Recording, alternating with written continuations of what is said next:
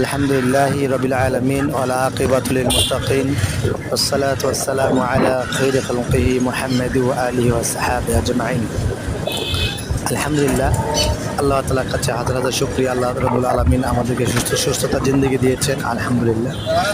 সময় এবং নদীর স্রোত কারোর জন্য অপেক্ষা করে না।